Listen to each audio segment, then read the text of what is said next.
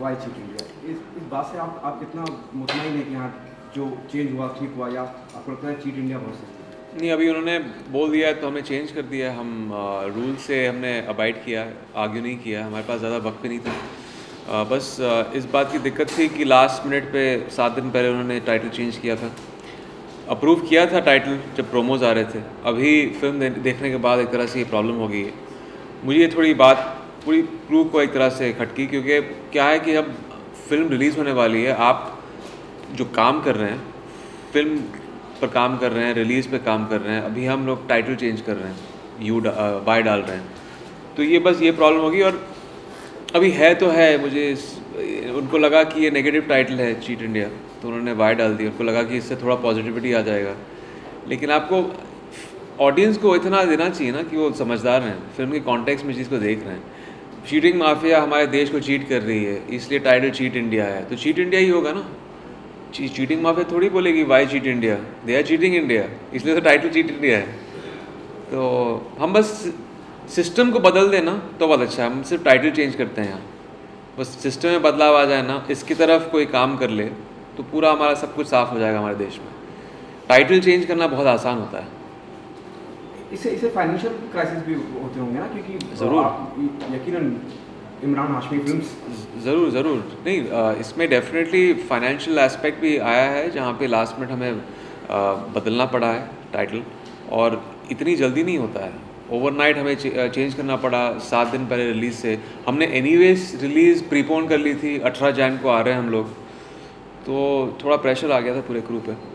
इमरान, जब आपने अपना होम प्रोडक्शन चालू किया तो इस तरह की फिल्म क्यों सोची, और ये जहन में कैसे, क्या आपने ऐसा खुद व्यक्तिगत तौर पे नोटिस किया है कि इस तरह से होता चला और हम सब देखते चले गए? हाँ, ऑफ कोर्स मैंने देखा। और ये इस तरह के सब्जेक्ट को क्यों, क्योंकि ये बिल्कुल आपकी इमेज से मुख्तलिफ, जी बिल्कुल जुदा है, ऐसा हमने देखा ही नहीं जी। नहीं, की बात मैं प्रोडक्शन में कदम लेना चाहता था 4 साल पहले, लेकिन स्क्रिप्ट मुझे नहीं मिल रही थी। जब मुझे ये स्क्रिप्ट मिली और स्टोरी आइडिया था, तो मुझे लगा ये कितनी रेलेवेंट फिल्म है। मैं स्कूल में कुछ चीज़ें सीख चुका हूँ, लेकिन बहुत सारी चीज़ें से मैंने नहीं सीखी हैं, अल्टीमेटली मैंने अपने जॉब पे सीखी हैं। और ये रट्टा मारने का सिस्टम हो, कॉलेजेस में जो टीचर्स हैं डिसइंटरेस्टेड रहते हैं, क्वालिफाइड नहीं हैं, फिर यूनिवर्सिटीज़ में सीटें नहीं होती हैं, सिर्फ 1000 सीटें हैं, लाखों की तादाद से बच्चे स्कूल और ये यूनिवर्सिटी में जा रहे हैं। फिर चीटिंग माफिया के बारे में मुझे पता था, लेकिन इतना नहीं पता था कि इतना ऑर्गेनाइज क्राइम है ये। हर स्टेट में इतना ऑर्गेनाइज हो गया है कि आप देख लो ना, 60% तो आपके रिजर्वेशन कोटा में चला गया है।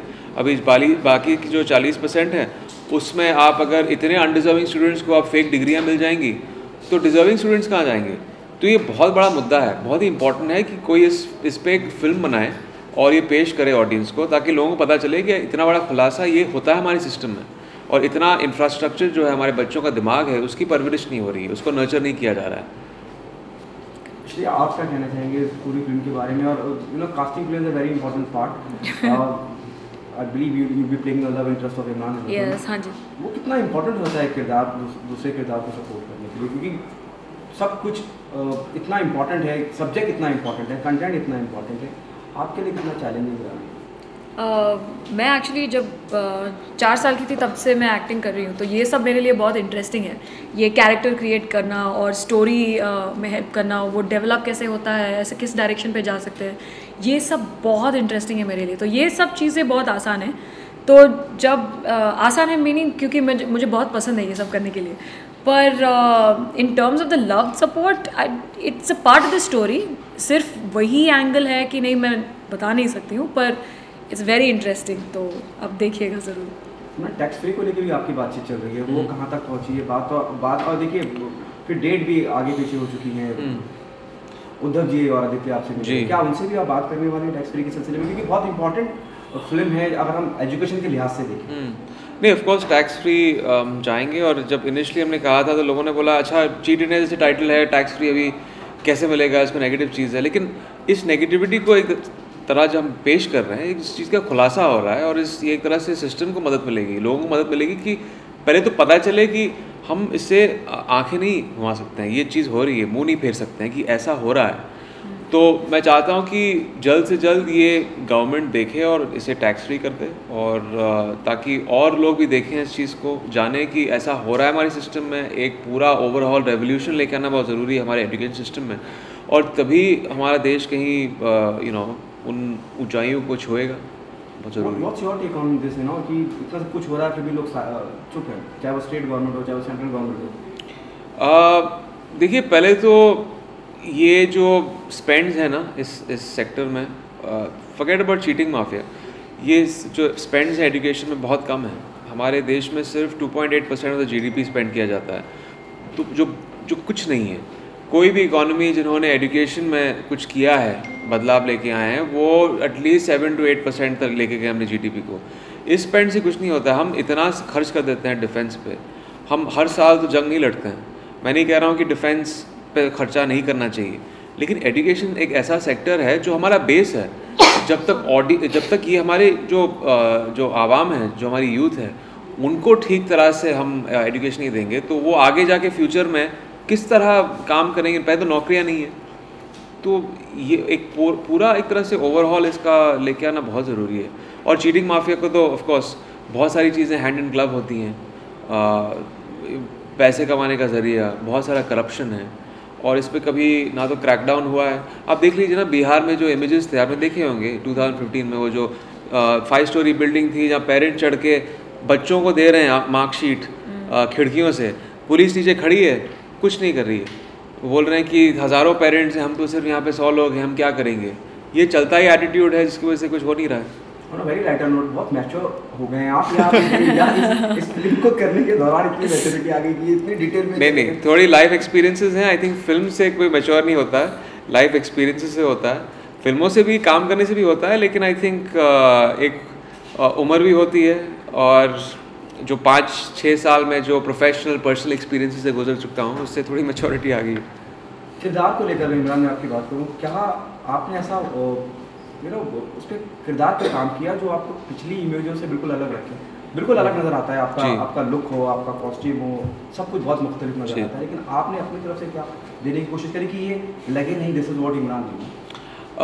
आई थिंक कुछ मेरा था, कुछ हमारे जो लुक्स जिन्होंने डिसाइड किया था, स्टाइलिस्ट, मेकअप, हेयर, हमारे डायरेक्टर, कॉस्ट्यूम, इन सब का हाथ है। ऑफ कोर्स एक विजन था डायरेक्टर का, जिस तरह वो राकेश को पेश करना चाहते थे, तो बहुत सारे डिस्कशंस थे।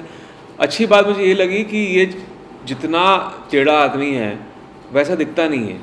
ये ऑन फेस वैल्यू, जिस तरह इसकी बॉडी लैंग्वेजेस, बहुत शरीफ दिखता है, और अदब से नमस्ते कहता है, एक रिस्पेक्ट करता है एल्डर्स की। फिर सुबह में उठ के वो पूजा पाठ करता है, लेकिन उसका एक डेवियस माइंड है जहाँ पे वो खुद एक्चुअली ये ग्रे कैरेक्टर, ये ना अच्छा है ना बुरा है। ये I think her human personality से कहीं ये मिलता जुलता है। वो कहता है कि अगर सिस्टम कह रहा है कि मैं कुछ गलत कर रहा हूँ, इन बच्चों को फेक डिग्रियाँ दे रहा हूँ, मेरे वजह से तो कोई बच्चा सुसाइड कमिट नहीं कर रहा है, आपके सिस्टम की वजह से लोग सुसाइड कमिट कर रहे हैं, तो यहाँ कौन गलत है? आप उन बच्चों को अपॉर्चुनिटीज़ नहीं दे रहे हो, वो सुसाइड कमिट कर रहे हैं, फिर आप मुझे बोल रहे हो। मैं तो उनको एटलीस्ट एक जगह दे रहा हूँ सिस्टम में, उनको जगह मिलने नहीं वाली थी, उनको सीटें नहीं मिलने वाली थी, नौकरियाँ नहीं मिलने वाली थी, मैं तो एटलीस्ट उनको एवेन्यू दे रहा हूँ। तो इसकी फ़िलॉसफी बहुत अलग है। तो आपको पूरे फिल्म के कॉन्टेक्स्ट में देखना पड़ेगा जानने के लिए कि राकेश क्या है। इस तरह की फिल्म करना, बहुत सेंसिटिव मुद्दे पर फिल्म करना, और जिसपे 1-2 फिल्में आ भी चुकी हैं, from wrong, please make me correct if I am wrong somewhere, but it's a challenge और a risk. It's a bit of a challenge and a bit of a risk. Risk तब होता है जब आपका कोई रेफरेंस पॉइंट नहीं होता है फिल्म के लिए। हमारी फिल्म इंडस्ट्री हमेशा रिस्की फिल्मों को रेजिस्ट करती है। ये पहले बना नहीं है तो मत बनाओ, इसमें कौन आके देखेगा। लेकिन मेरे करियर में सिर्फ रिस्क ने एक तरह से मेरे लिए एक फ़ायदेमंद हुए हैं। तो मुझे लगा कि एजुकेशन सेक्टर पे कुछ फिल्में बनी है, लेकिन इस तरह नहीं बनी है, क्योंकि दूसरी फिल्मों का क्या है मोटो, वो ये है कि आप पढ़ो लिखो, आपका स्किल सेट होगा तो आप उन्नति कर सकते, आपको प्रोग्रेस होगी इस देश में। लेकिन द फैक्ट इज़ नहीं होगी, क्योंकि आप पढ़ लिख भी लोगे, सिस्टम आपको जगह नहीं दे रही है। तो ये तो फंडामेंटल प्रॉब्लम है, हम इस चीज़ से मुंह फेर रहे हैं। तो यही चीज़ चीट इंडिया है। तो ये अनकम्फर्टेबल ट्रूथ्स है ना हमारे सिस्टम में, वो ये फिल्म एक तरह से उसको दिखा रही है। और रिस्क तो अभी रिलीज से पहले होगा, जब फिल्म चल जाती है तो फिर वो रिस्क पेज ऑफ, फिर वो रिस्क नहीं रहता है। इस तरह की फिल्म में एक लव इंटरेस्ट दिखाना ये कितना ज़रूरी था? स्टोरी की डिमांड थी, Shreya I want you to take it on a positive note.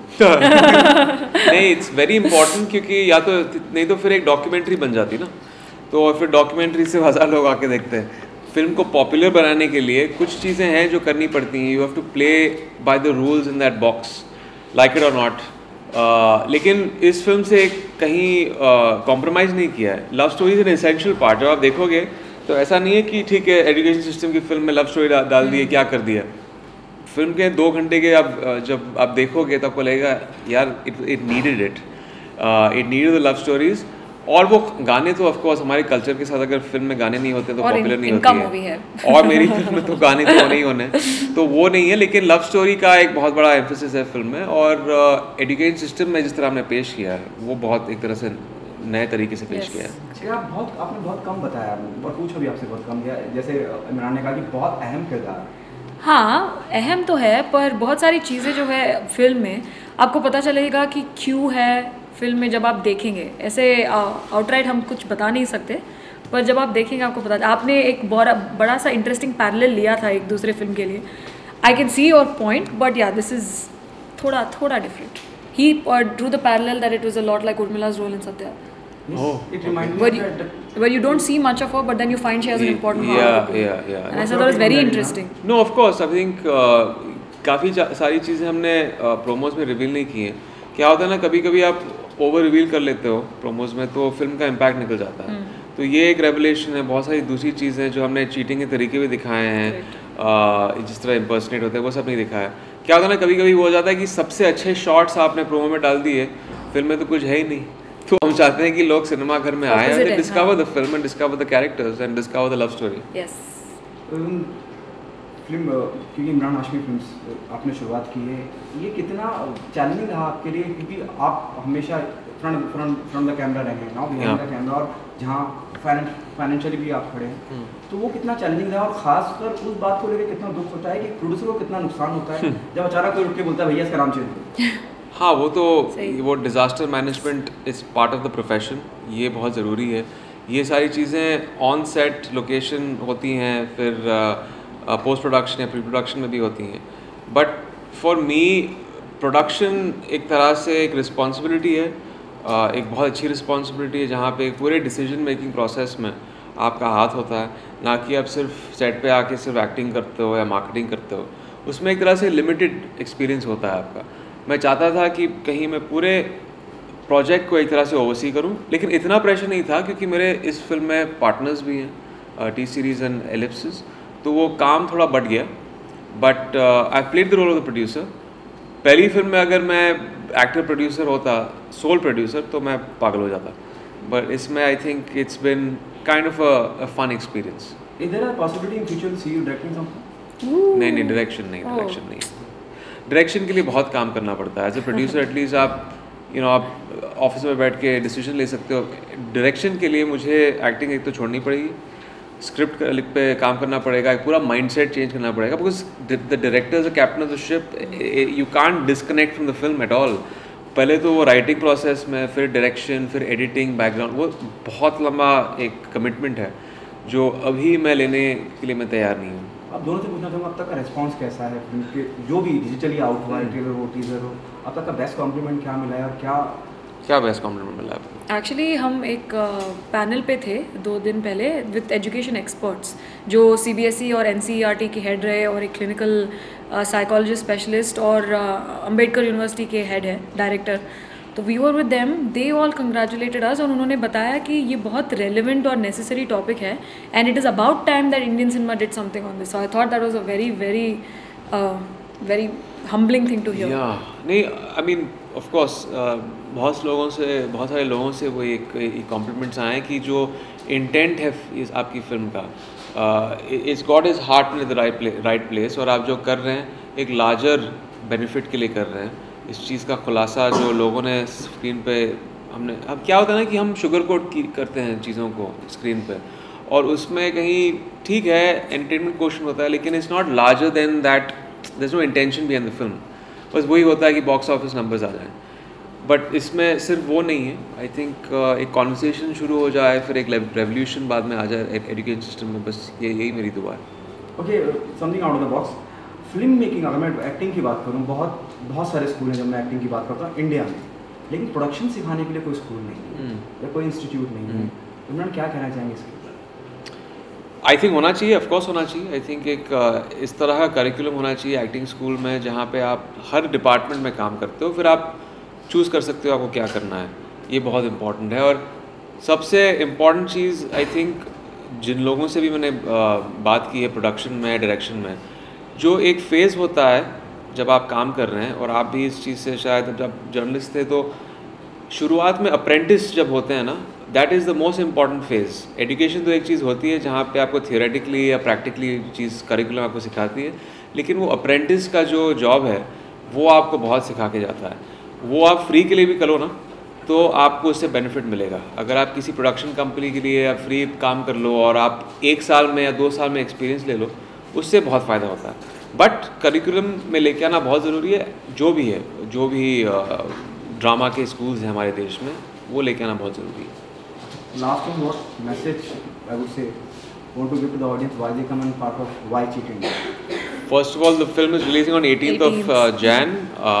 It is about the education system. हमारे बहुत ही खोखले एजुकेशन सिस्टम के बारे में है, जो इसमें एक रेवोल्यूशन लेकर आना बहुत ज़रूरी है। चीटिंग माफिया किस तरह काम करती है हमारे देश में, ये जो हमारा बेस है ये बहुत ही खोखला है, और हमने पूरी चीज़ पेश की है, पूरी चीज़ का खुलासा किया है चीट इंडिया में।